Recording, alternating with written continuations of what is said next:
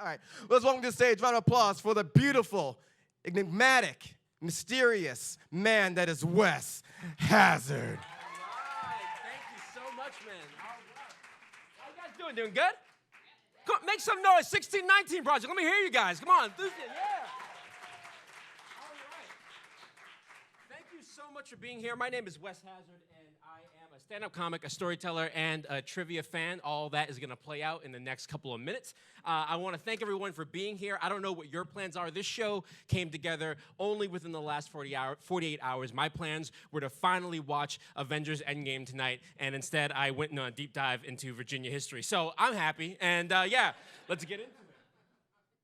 So, 1619 Project. Got some slides for you. I'll move this back out of the way. All right, so this is what we're doing. And this is sort of my spin on the thesis of the entire project. I don't want to speak for it. It is amazing work, and it stands on its own. But when I was reading through it, my whole thing is America has failed to come to terms with how brutal slavery was. America has failed to come to terms with how foundational slavery is. And America has failed to come to terms with how foundational slavery remains. And that's what we're getting into. And if you throw something like the 1619 at me, which, I have a pretty good familiarity with the historical events that, make that year significant, the arrival of the first 20 or so black Africans in the not the United States. We were doing slavery way before we were doing America. And if you tell me a fact like that, I'm going to go way in on it because I'm a trivia fan. So I just start from the beginning. So where does that come from? 1619, why is that significant?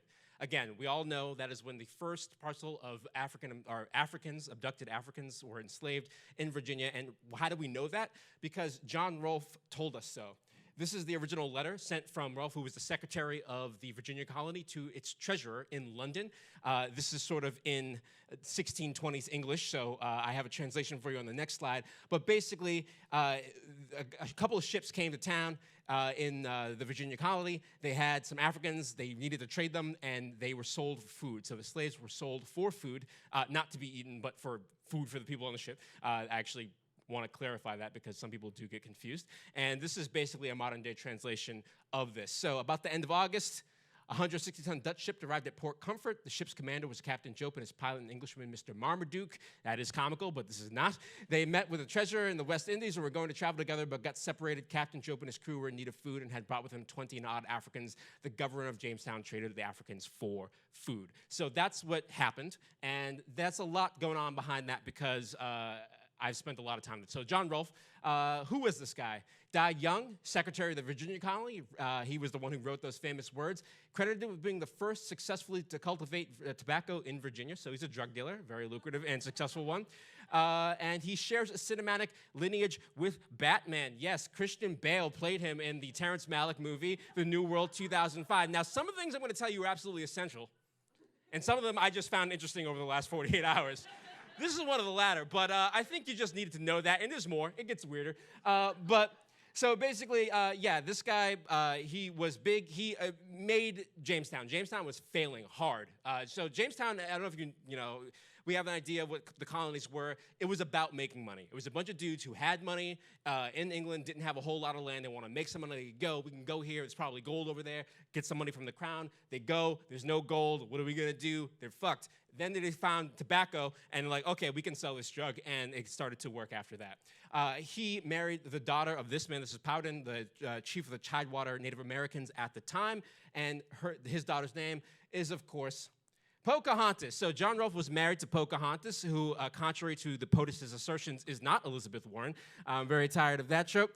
But she was kidnapped and held for ransom by Virginia colonists in 1613, married to John Rolfe the next year.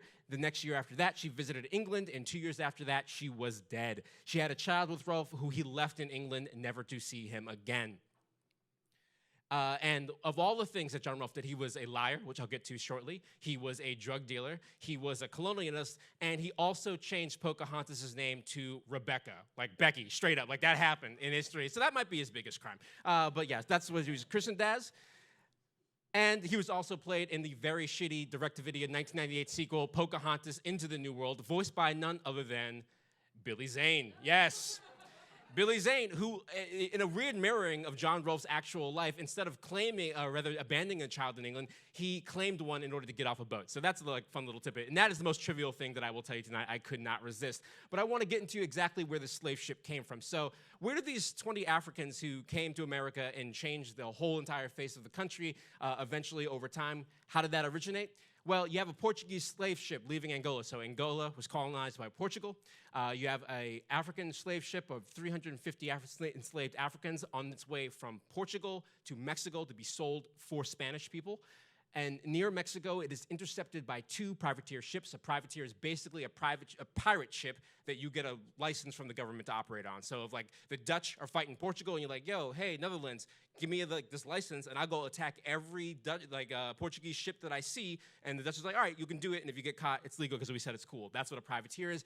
That's what happened. The White Lion and the Treasurer attacked this Portuguese slave ship. And as much as I tried and as much as I wish, there is no Marvel supervillain called the White Lion. I really wanted that. It would be perfect opposition to Black Panther. Didn't work out that way, whatever. Each ship is British, but operating under the letters of marque, which make it a privateer ship. These 2 raiding ships instead take 50 slaves and put half on each boat. So these 2 ships attack this Portuguese slave ship, right? They're thinking, oh, there's going to be gold there. They get there. There's not. There's just slaves. Like, well, let's take 50 of these 350, split them between the 2 ships. We are dying, literally, of food because this is a bungled heist. We have no food. Let's go to Jamestown and see what we can do. The White Line gets there first, and they are sold. So that's how Africans first came to the United States, or again, not the United States yet. And this is where it gets a little interesting because it's the treasurer, the other ship, they get there a couple days later, and they can't sell anything because their letter of marque from an independent duchy has gone void. They're straight up pirates now. They can't hide under the privateer thing. So they flee, and they go to Bermuda, where they sell those slaves very, very easily. And this is what I want to show you. So this is, of the 2 ships that attacked that Portuguese slave ship, one sailed to Bermuda. They sold the slaves they had, again, about 20 or so, for 50,000 ears of corn. And the governor of Bermuda said to raise 1 pound, they had not been able to raise 1 pound of tobacco this year to generate revenue. He added that these slaves are the most proper and cheap instruments for this plantation. So you have an entire island of Bermuda for a year has not been able to do shit. People are starving. There is no money. These Africans come, about 20 of them. They buy them. Immediately, they're rolling in it. These slaves changed the economy of Bermuda. And you will see shortly how they did the exact same thing in America. Virginia, colonial Virginia, their first census, 1620, you had 892 Europeans, 4 Native Americans, and 32 others not Christians in the service of the English, a.k.a. Black people, okay? A couple years later, they have the next census. It's actually declined. The population of Africans have gone from 32 to 21, mainly because of New World diseases.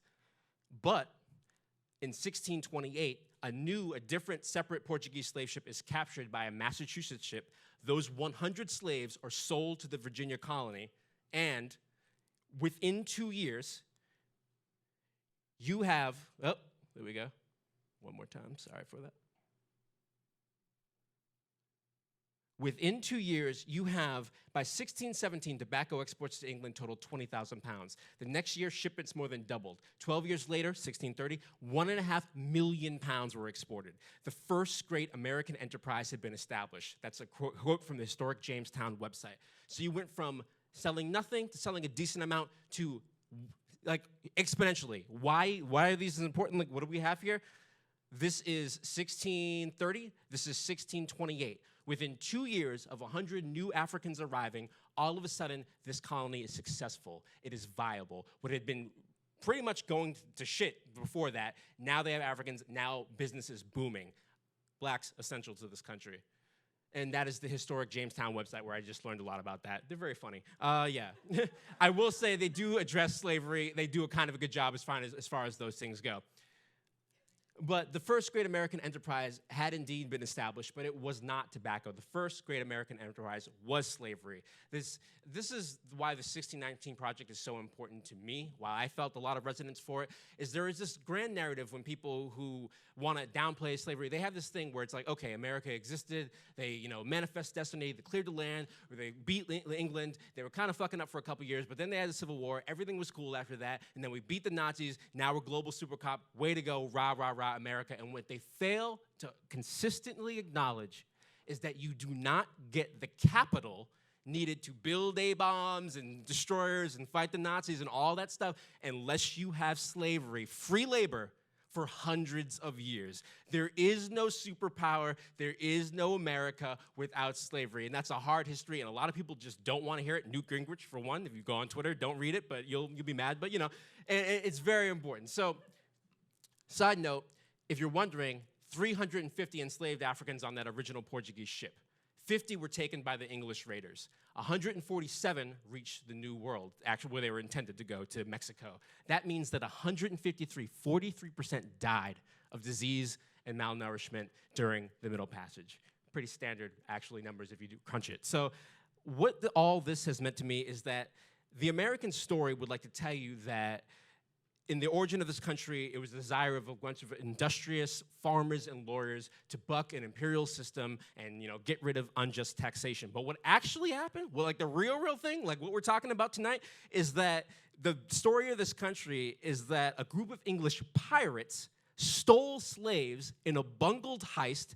Then those starving pirates sold those slaves to a bunch of drug dealers for food, and then 400 years later, I'm a black man speaking English in a superpower. Shit happens. It's weird. So that's what I have to tell you guys. Thank you guys very much. I've been Wes Hazard. Thank you.